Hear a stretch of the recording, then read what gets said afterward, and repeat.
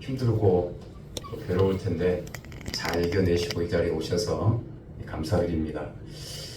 저희 동네 이름이 뭐죠? 혹시 아세요? 우리 동네 이름, 우리 교회가 있는 동네 후암동이죠. 그 순 한글로 하면 두텁바위라고 부릅니다.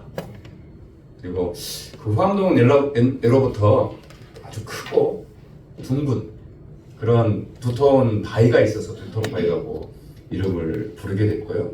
그래서 한자로 하면 그게 후암, 아주 두터운 바위, 튼튼한 바위라는 그런 의미를 갖고 있습니다. 그러니까 이 후암동이 생긴 것은 조선 초기에 생겼고요.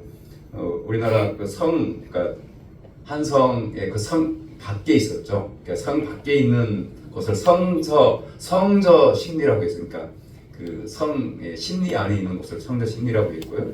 거기에 포함된 것이 바로 후암동입니다. 이 후암동의 역사가 여러 가지 의미가 있고요. 후암동 근처에는 우리 그 미군 기지가 있잖아요. 그 전에는 그곳이 또 일본 병참 기지였고, 그 전에는 청나라 사람들이 주둔했던 곳이고, 그래서 이게 우리나라의 아픔의 현장이기도 합니다. 아무튼 그런 상황에서 후암동을 보면 여러분, 그 후암동에는 여전히 뭐가 많이 있죠? 옛날 건물. 어느 때 지은 건물들일까요? 일제시대 때 지은 건물들입니다. 근데 그 1920년 초에 아마도 이제 병참 기지가 있었기 때문이기도 할 거고, 그래서 그 남산 부근 후암동에 그 당시에는 서양 건축 양식을 따라서 고급 주택 단지를 조성했고요. 거기에 이제 일본의 고위 관리들이 주로 살았겠죠. 그래서 그 후암동이라는 이름 대신에 삼판동, 한국말이니까 이게 뭐 일본말로는 다르게 되겠지만 삼판통이라고 이름을 부르기 시작했습니다. 그리고 그 당시에 그 뭐 만평 같은 게 있었는데 그 신문에 그곳은 최신식, 그냥 그 당시의 표현입니다. 최신식 스포츠 시설, 문화 시설 갖추어진 최고의 문화 단지라는 그런 표현을 했고요. 요즘으로 말하면 이 후암동이 지금의 강남 부촌의 역할을 했던 곳이 바로 후암동이라는 곳입니다. 대단한 곳이었죠. 그리고 이제 그 1945년에 그 이곳에는 후암동에는 또 뭐가 있었는 줄 아세요? 백활계단 위쪽에 신궁이 있었습니다. 신사 참배하는 곳, 가장 중심이었죠.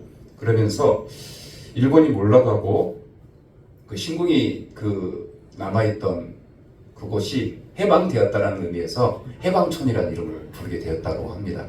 전에는 이제 그렇게 그 월남하신 분들이 많이 살아서 해방촌인 줄 알았는데 해방되었다. 일본의 그러니까 지배에서 해방되었다라는 의미에서 일본 그곳을 해방촌이라고 지금 부르게 됐고요. 그리고 1946년이 되어서야 원래 조선시대에 불렀던 후암동이라는 이름이 다시 회복되었다고 합니다. 이런 배경을 갖고 있는 곳이 바로 후암동입니다. 이 두텁바위라는 의미는 성경적으로 본다면 이 반석이라는 뜻이죠. 후암동은 그래서 굉장히 영적으로 굉장한 의미를 담고 있는 곳이기도 합니다. 그래서 일본 사람들이 신궁을 거기 세웠는지도 모르겠어요. 가장 튼튼한 집은요, 원래 기초를 다질 때 좀 힘들지만 바위 위에 기초를 다지면 정말 튼튼한 집이 되는 거죠. 그렇죠? 그래서 반석 위에 지어진 집이 성경에도 등장하는데요. 뭐 지진이나 뭐 폭풍이나 그런 것들이 몰아쳐도 반석 위에 지어진 집은 절대 무너지지 않는 거죠. 여러분 그 인생의 집이 이렇게 반석 위에 지어지면 얼마나 좋겠습니까?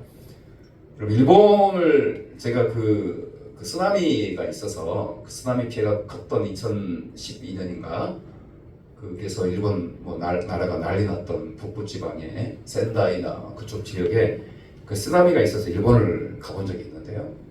그때 들었던 이야기입니다.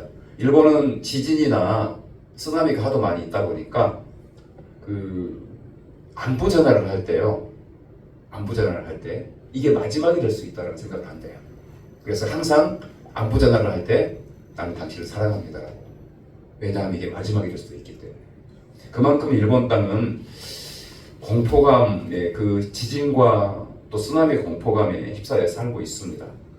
이거 어찌 보면 반석에 서지 못하는 그런 공포감이죠. 그런데 오늘 든든한 그 반석에 섰던 사람을 여러분에게 소개하고자 합니다. 바로 하나님을 영원한 반석으로 삼았던 다윗입니다. 오늘 말씀에서 다윗은 그 인생의 기초가 되시는 분이, 반석이 되시는 분이 하나님이라고, 나의 방패가 되시는 분이 하나님이라고 분명하게 고백을 합니다. 우리 31절 말씀을 한번 같이 한번 읽어보겠습니다. 자, 31절 31 챕터. 네, 자, 같이 읽겠습니다. 시작. 여호와 외에 누가 하나님이며 우리 하나님 외에 누가 반석이냐. 네, 다윗의 고백이죠. 우리는 계속해서 18장 이 말씀이 다윗이 그 사울의 그 공격과 압박에서 드디어 해방이 되고 왕이 되고 나서 하나님께 올려드리는 찬양시라고 했죠. 정말 파란만장한 삶을 살았고 도망자 신분으로 살았었어요. 그리고 언제 어디서 공격을 할지 모르는, 그렇죠? 온 땅이 다 사울의 땅이었기 때문에 그렇게 공포감 가운데 살았죠.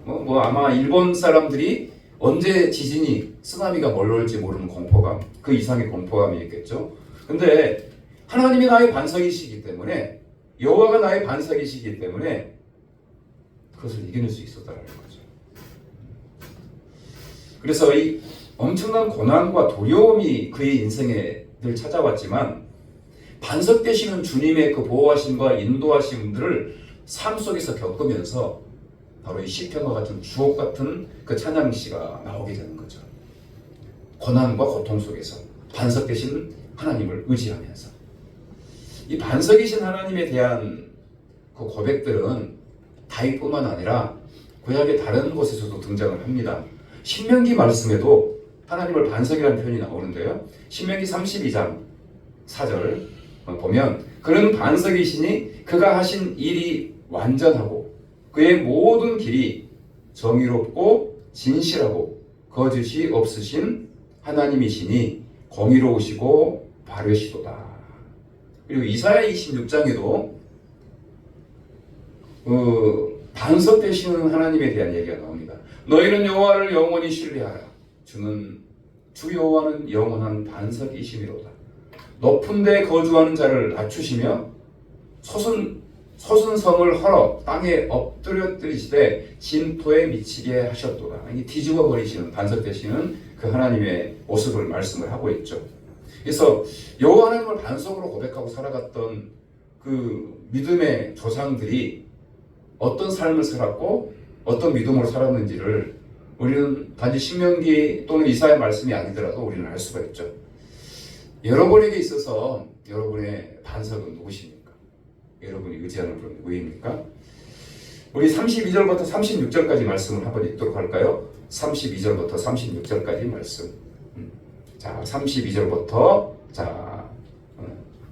32 and 36 오케이. 같이 읽겠습니다. 시작. 이 하나님이 힘으로 내게 띄우시며 내 길을 완전하게 하시며 나의 발을 암사슴 밭 같게 하시며 나를 높은 곳에서 세우시며 내 손을 가르쳐 싸우게 하시니 내 팔이 노팔을 당기도다. 또 주께서 주의 구원하는 방패를 내게 주시며 주의 오른손이 나를 붙들고 주의 온유함이 나를 크게 하셨나이다. 내 걸음을 넓게 하셨고 나를 심표하지 않게 하셨나이다. 다윗은 오늘 이 고백을 통해서 하나님이 나의 반석이십니다. 그리고 나를 지켜주셨습니다. 그런데 그 반석 되시는 하나님께서 자신을 믿음으로 훈련시키시고 연단시키셨다라는 말씀을 32절부터 36절까지 말씀에서 하시고 있어요. 그러니까 어떤 어려움과 고난이 와도 이 다윗의 반석이 되시는 하나님께서 그 어려움을 이겨낼 수 있는 강한 믿음의 용사로 훈련을 시키셨다는 거예요. 계속 훈련시키셨어요. 그러니까 그가 살아왔던 고난의 삶도 반석 되시는 하나님께서 그를 훈련시키셨고 강한 용사로 빚으셨다는 거죠.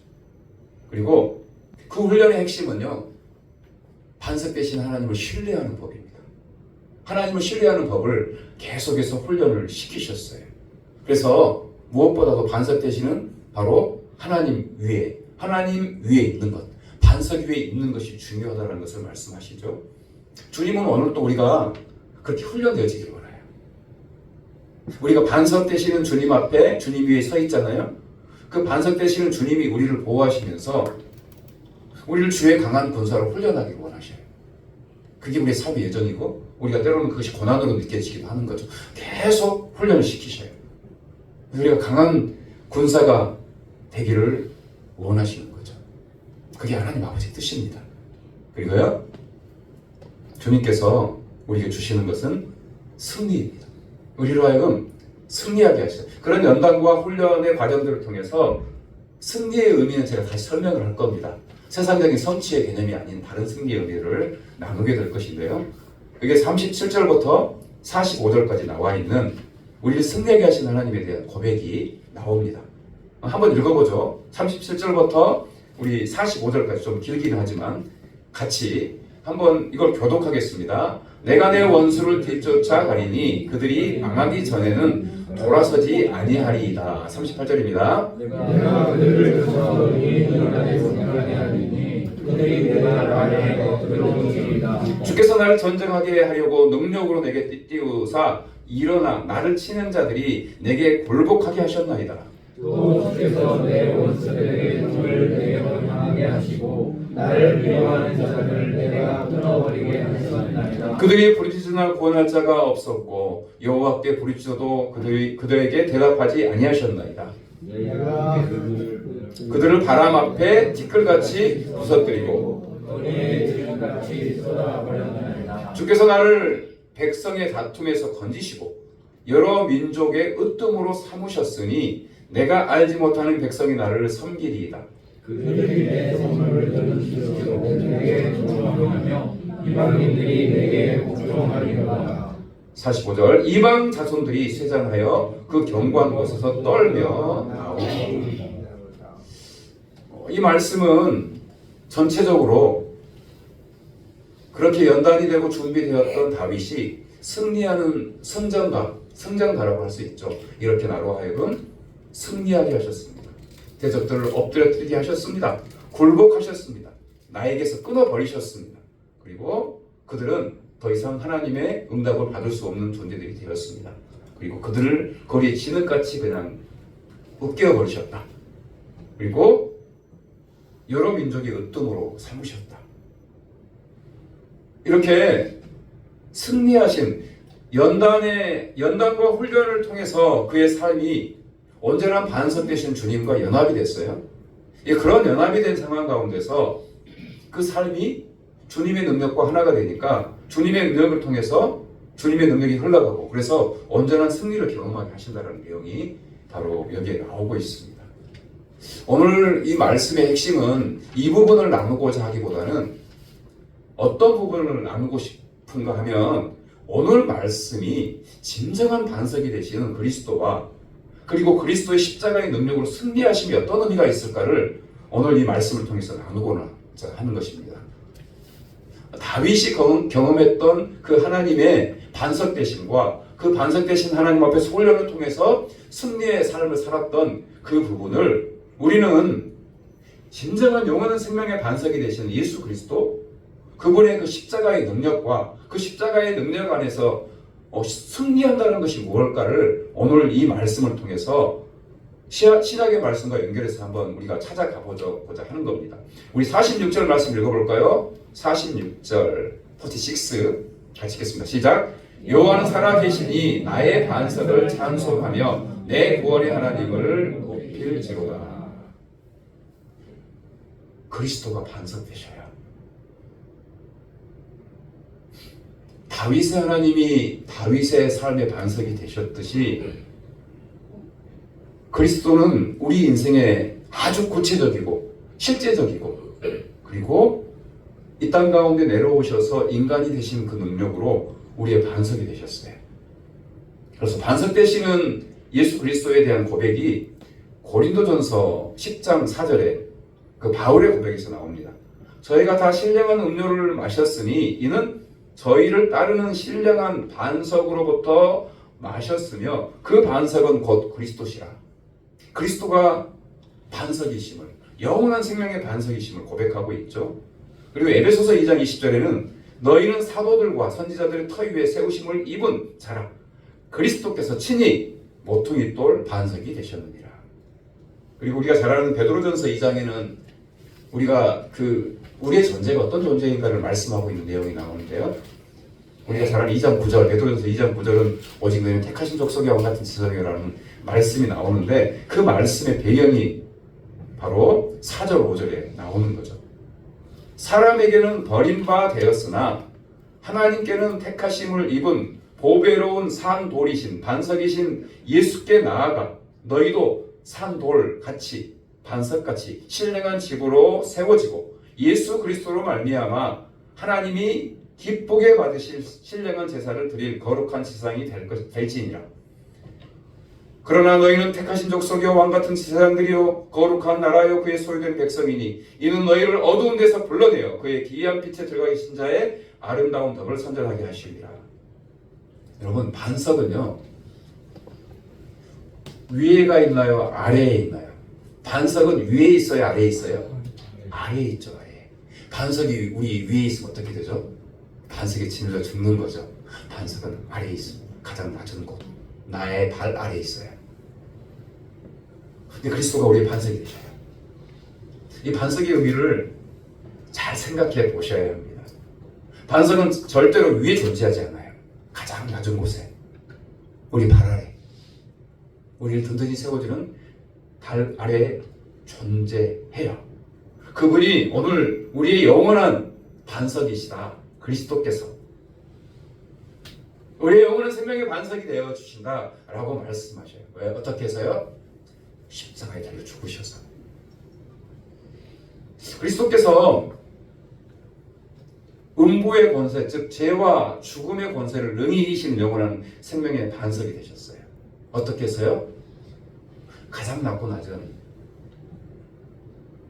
우리의 죄악으로 끝없이 무너질 수밖에 없는, 도대체 바닥이라고는 있지 않은 영원한 음부로 떨어져 가버릴 우리에게 그분이 십자가에 달려 죽으심으로 더 이상 음부의 어둠의 권세, 죄악에 매이지 않고 그분의 영원한 생명의 반석에 우리를 세우시려고 십자가에 달려 죽으심으로 우리의 영원한 반석이 되어 주셨어요. 반석이 없는, 생명의 반석이 없는 사람은요 계속 음부로 내려가요. 두려움과 절망 가운데요 끝이 없어요.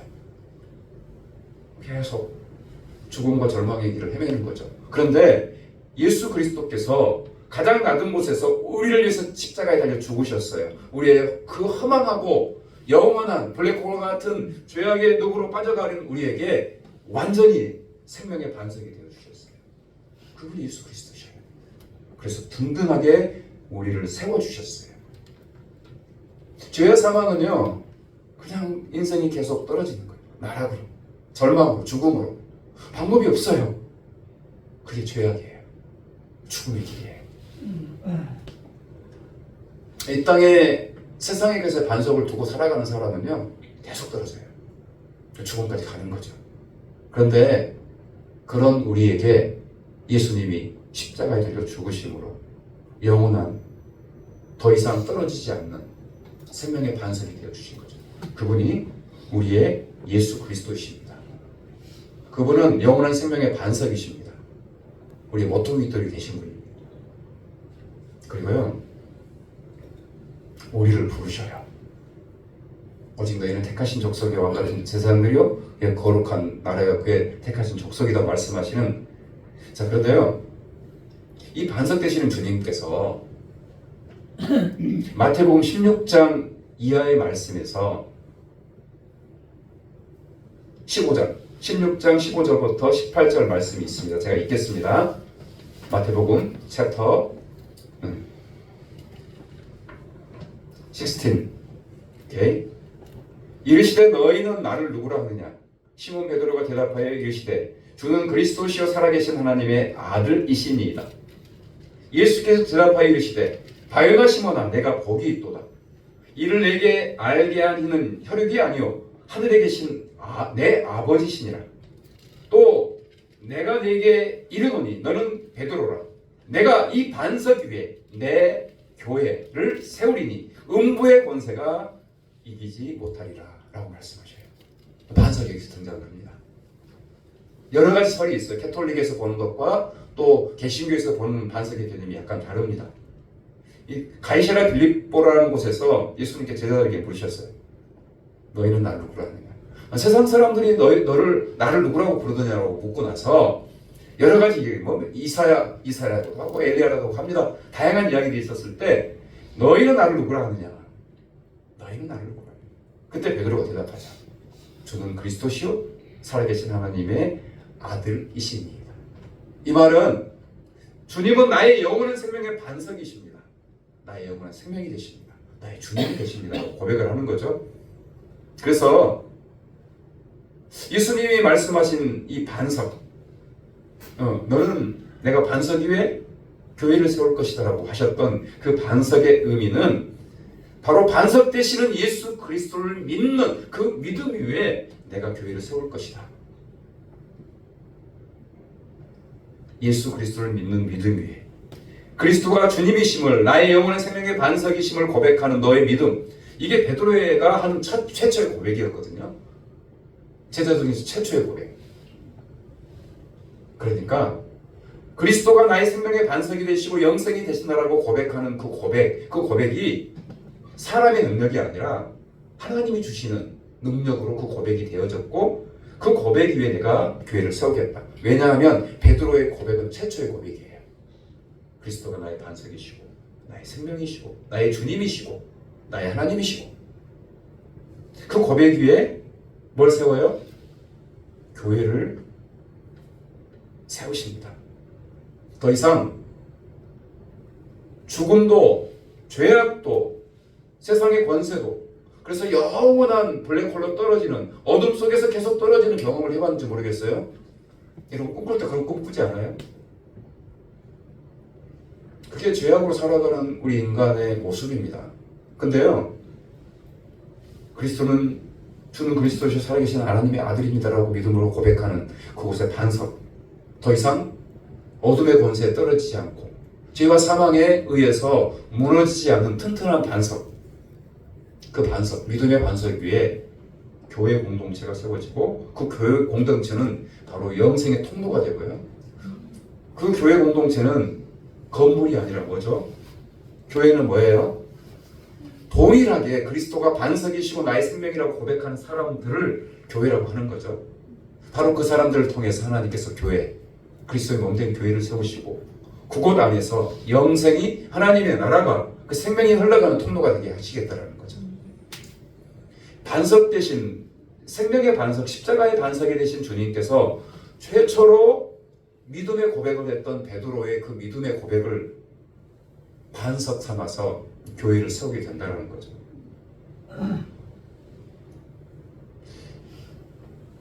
이 고백은 영원히 흔들리지 않는 만세 반석이 되는 거예요. 가장 튼튼하고 가장 강하고 가장 능력이 있는 영생을 주시는, 이 고백이 얼마나 중요한 고백인지 몰라요. 남산에서 저는 이 고백들을 많이 듣습니다. 그리스도가 내 안에 계신다. 그리스도는 나의 주님이시라.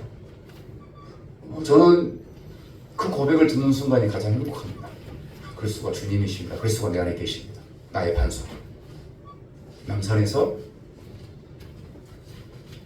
어떤 한 60대 후반의 아주머니는 계속 만나고 인사하고 또 인사하고 하다가 지난주에 드디어 복음을 전했는데 예수님 영접했어요. 블레싱하면서 계속 죽음 절망으로 블랙홀로 빠져들어가던 그에게 영원한 반석 되신 예수 그리스도 고백되어지고, 그분이 영생으로 하나님의 자녀됨으로 인도하는 경험을 하게 되는 거죠. 그게 주는 그리스도시요 살아계신 하나님의 아들이십니다 라고 고백하는 그 믿음의 토대 위에서 내가 반석에 서는 거예요. 근데요, 다시 말씀드릴게요. 반석은 우리 머리 위에 우리를 군림하는 존재로 우리 안에 우리를 지배하는 분이 아니라 가장 낮은 곳에서 우리의 영원한 생명의 반석이 되어주셔요. 우리를 세우셔요. 우리를 존귀한 하나님의 자녀로 세우셔요. 그게 하나님의 나라예요.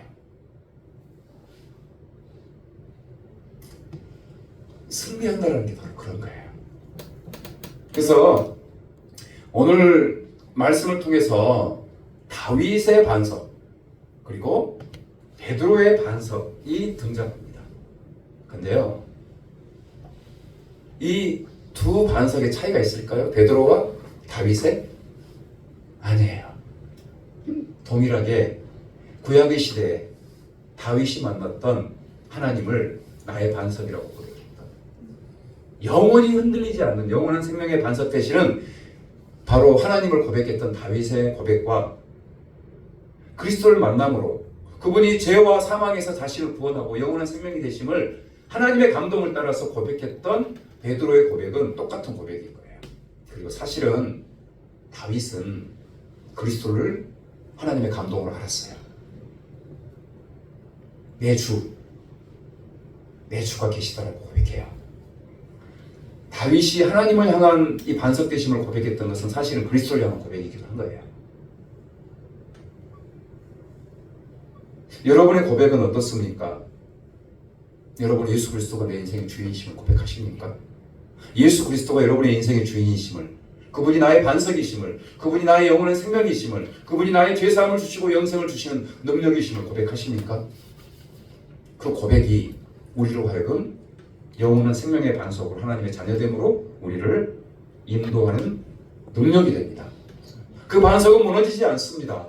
예수 그리스도 생명의 반석은 잠시 우리에게 고난이 오고 눈물 나는 상황이 올지라도 예수 그리스도의 생명의 반석이 우리를 지지하시고 지켜주심으로 절대로 무너지지 않습니다. 어떤 일이 있어도 내가 무너진 것 같을지 몰라도 그리스도의 생명, 그리스도의 반석 되심은 우리를 무너지게 하지 않습니다.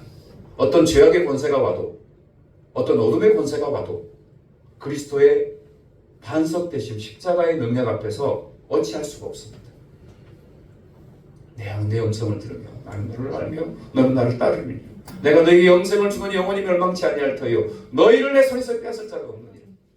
너희를 주신 내 아버지는 만물보다 크심에 아무도 아버지 손에서 뺏을 수 없느니라. 그 반석 되시는 주님이 우리를 지키셔요. 고난이 와도 어둠의 권세가 우리를 공격해도 지켜주셔요.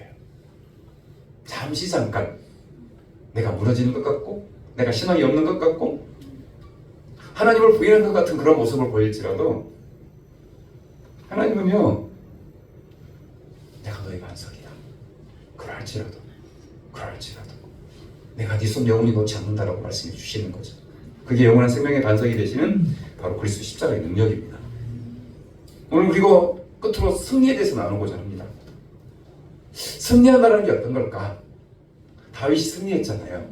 그 승리가 세상적인 성취를 이루는 것, 부를 이루는 것, 왕이 되는 것. 다윗의 승리는 그게 아니었었어요. 주님이 반석이 되시고 하나님이 내 인생의 주인 되심을 고백하는 그 믿음의 고백, 그 고백이 더 깊어지고 더 아름다워지는 것, 그게 승리였던 거고 다른 어떤 것들은 더하시는 은혜 가운데 되어지는 것이었죠. 우리 승리의 의미가 어떤 것일까? 그 승리의 의미를 마가복음 10장 42절부터 45절까지에서 말씀에서 찾아보고자 합니다. 마르크 챕터 10 42 45 오케이? 이 말씀을 읽겠습니다. 예수께서 불러다가 이르시되 이방인의 집권자들이 그들을 임으로 주관하고 그 고관들이 그들에게 권세를 부리는 줄 너희가 알거니와 너희 중에는 그렇지 아니하니 너희 중에는 누구든지 크고자 하는 자는 자신 너희를 섬기는 자가 되고 너희 중에 누구든지 으뜸이 되고자 하는 자는 모든 사람의 종이 되어야 하리라. 인자가 온 것은 섬김을 받으려 함이 아니라 도리어 섬기려 하고 자기 목숨을 많은 사람의 대속물로 주려 함이니라. 그리스도인의 섬김은요, 그리스도의 승리는요, 섬김과 종됨과 대속물됨, 나를 기꺼이 내는 희생이 있어요. 그게 승리입니다. 즉 십자가에 있습니다. 그리스도의 승리는요, 십자가에 있어요. 십자가의 길을 걸어가는 거예요. 그리스도가 나의 반석 되시고 그분이 나의 생명이 되어주셨기 때문에 나도 그분의 십자가의 삶을 살아가고 그분의 십자가의 복음을 전하는 거예요. 나를 반석 삼으신 나의 영원한 생명이 되신 그리스도를 전하는 삶을 살아가는 거예요. 그것 자체가 승리예요. 그냥 더하시는 은혜가 있을 뿐이에요. 복음이에요. 내가 복음의 삶을 살아가는 거예요. 복음에 합당한 삶을 살아가는 거예요. 내가 살아가는 모든 삶의 관계 가운데, 내 직장 가운데, 그리고 내가 이루어가는 만나는 모든 사람들 가운데 복음에 합당한 삶을 살아가요. 그게 승리입니다. 내가 그들과 싸워서 쟁취하는 게 아니에요. 내가 그들과 경쟁해서 더 많은 부를 쌓는 게 아니에요. 나의 관계 안에서 십자가의 섬김이 그들에게 흘러가는 거예요. 내 직장과 나의 삶의 터전 가운데서 주님의 나라가 흘러가는 거예요. 그게 승리함이에요. 진정한 승리는 마지막 남아있을 영생, 그리스도가 반석되심을 고백하는 사람들, 이 땅 가운데 그리스도의 생명으로 이루어가는 하나님의 나라, 그것만 남는 거예요. 없어져 버릴 것들이 승리의 요소가 되지 않아요. 십자가가 생명의 복음, 그것이 승리입니다. 여러분의 삶의 여정 가운데서 복음에 합당한 삶을 통해서 사람을 살리는 일, 여러분이 처한 직장이나 삶의 터전이나 그것들을 살리는 일들을 하고 계십니까? 그게 승리입니다. 내가 뭔가를 얻고 성취하는 것이 아니에요. 다윗이 고백했던 승리, 다윗이 어둠의 권세를 깨뜨렸다는 것은 우리가 그걸 적용하자면 그리스도의 생명의 복음으로 그 섬김을 통해서 이 땅 가운데 어둠의 권세, 사망의 권세에 매여 있는 그들이 주께로 돌아오는 거예요. 그 사망의 권세를 짓밟아버리고 그들에게 생명의 반석으로 그들을 인도하는 거예요. 죄악과 절망 가운데 살아가는 그들을 향해서 예수 생명을 나눔으로 섬김을 통해서 그들을 생명의 반석에 세우는 거예요. 그게 승리함입니다. 우리 말씀 47절부터 48절 한번 읽을까요? 같이 읽겠습니다. 시작. 이 하나님이 나를 위해 보복해 주시고 민족들이 내게 복종하게 해주시도다. 주께서 나를 내 원수에게서 구조하시니 주께서 나를 대적하는 자들 위에 나를 높이 드시고 나를 포악한 자에게서 건지시나이다. 십자가의 자리에 있을 때요, 십자가의 섬김의 자리에 있을 때 나는 섬기는데, 나는 낮아지는데요, 사람들이 감동합니다. 십자가가 나누어지면요, 복음의 자리에서는 승리가 있어요. 복음에 대한 이야기를 하면 나의 삶이 하나님의 모습, 하나님 앞에 합당하지 않은데 합당한 사람이 얼마나 있겠어요. 근데요, 늘 생각해야 돼요. 반석 되시는 그리스도 자체가 능력이 있으시고 그분이 생명의 역사를 바라는 거예요. 그래서 내가 부족한데 나 이렇게 부족합니다라고 고백하고요, 그리스도의 반석 되시는 능력을 그냥 증거하십시오. 내가 부족하지만. 그럴 때요, 주님께서 높이셔요. 그 사람 섬김으로 높이는 거예요.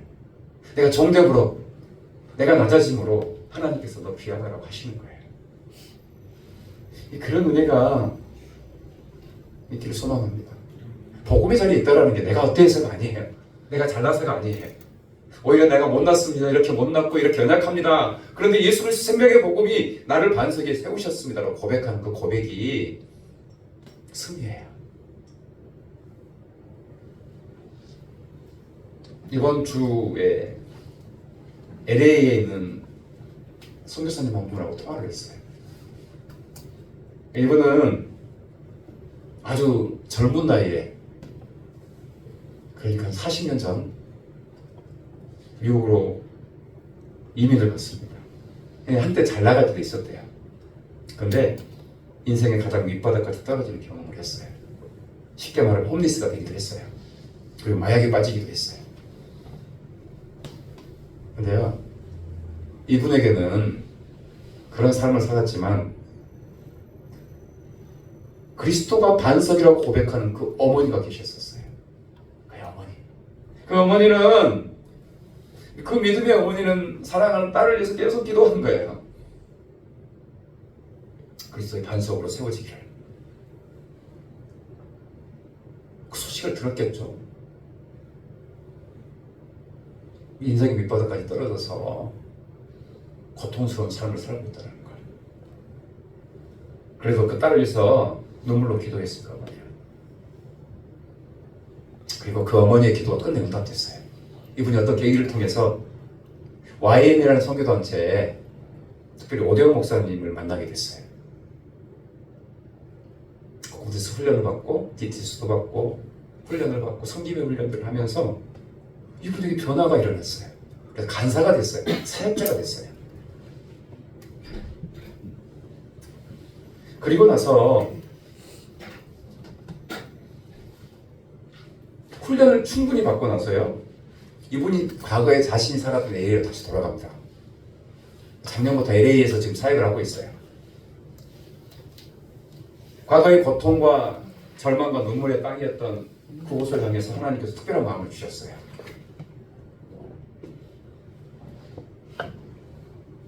그래서 지금 LA로 돌아가서 LA에 있는 그 홈리스들을 돕는 일을 하고 있어요. 그냥 이분은 기뻐서 가요.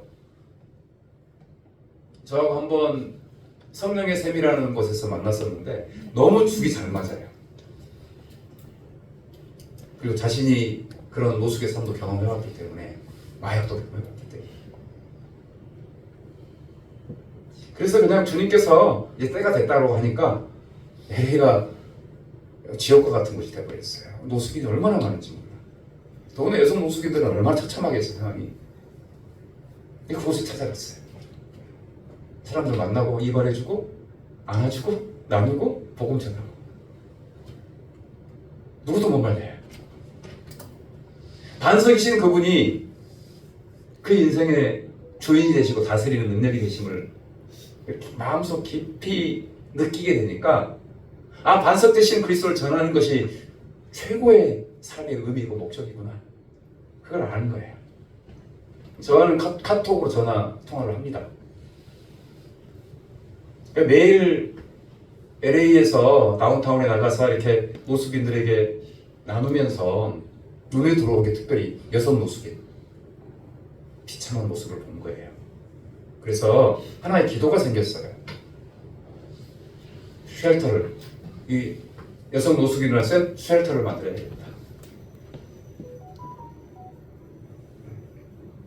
위면 홈리스 쉘터. 네. 그것에 대한 하나님 마음을 주셨어요. 눈물 나니까 그들을 보면서. 성교사님이 그것이 기도 제목이 됐어요. 저하고 나눴어요. 그 기도가 제 마음속에 들어왔어요.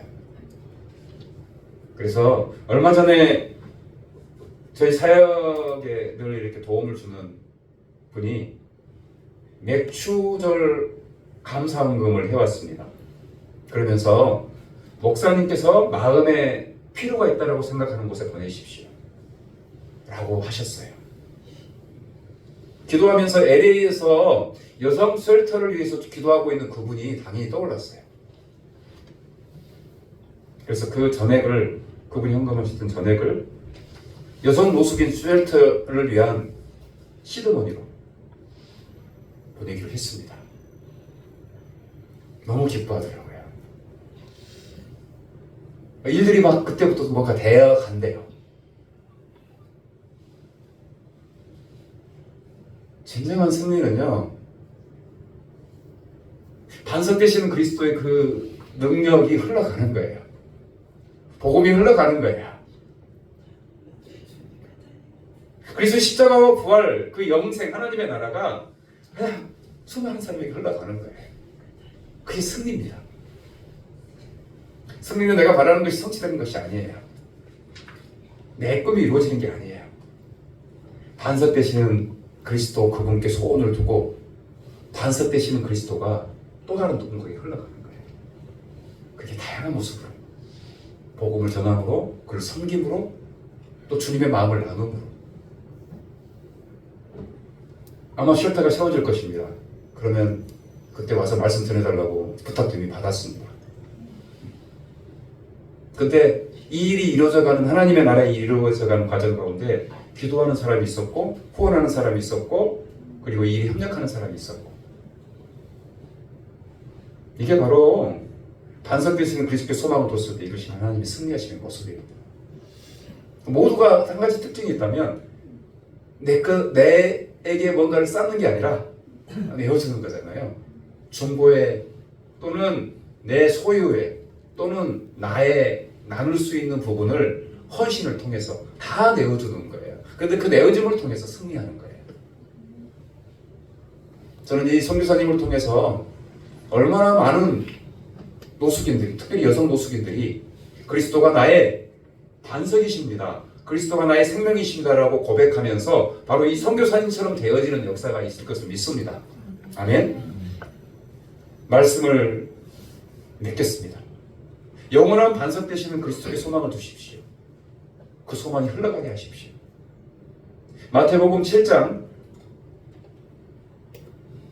챕터 7 말씀을 읽고 기도하고 마치겠습니다. 그러므로 누구든지 나의 이 말을 듣고 행하는 자는 그 집을 반석에 지은 지혜로운 사람 같으리니 비가 내리고 장수가 나고 바람이 불어 그 집에 부딪히되 무너지지 아니하나니 이는 수초를 반석 위에 놓은 까닭이요. 나의 이 말을 듣고 행하지 아니하는 자는 그 집을 모래 위에 지은 어리석은 사람 같으리니 비가 내리고 장수가 나고 바람이 불어 그 집에 부딪히며 무너져 내림이 무너짐이 심하리라. 기도하겠습니다. 하나님 아버지, 오늘 또 말씀해 주셔서 감사합니다. 다윗의 고백이 나의 반석이시오, 나의 방패이시오, 나의 영원한 생명의 반석이신 주님을 깊이 경험하며 그가 왕이 되고 성취를 이룬 것이 아닌 주님과 반석 되신 주님과 더 깊이 연합하는 것이 진정한 승리이고 그저 더하시는 은혜임을 고백하는 그 고백이 이 시대에 우리를 살아가는, 이 시간을 살아가는 우리가 영원하시고 그리고 이 땅에 오셔서 우리의 삶 가운데 실제적이고 구체적인 반석이 되어 주셔서 우리의 삶의 순간마다, 우리의 삶의 만남마다, 우리가 살아가는 현장마다 반석의 능력을 발하시는 그 주님의 능력이, 나를 살리시는 그 능력이 나를 통해서 흘러가기를 원하오니 바로 우리 주님의 몸된 교회를 통해서 흘러가기를 원하오니 주님, 우리를 사용하여 주시옵소서. 반석 되시는 주님을 고백하고 반석 되시는 주님을 증거하며 생명의 역사가 이루어져 갈 수 있도록 우리 한 사람 한 사람과 우리 공동체와 이 땅의 교회들을, 반석에 세우신 그 교회들을 사용하여 주시옵소서. 감사드리오며 예수님의 이름으로 기도드립니다. 아멘.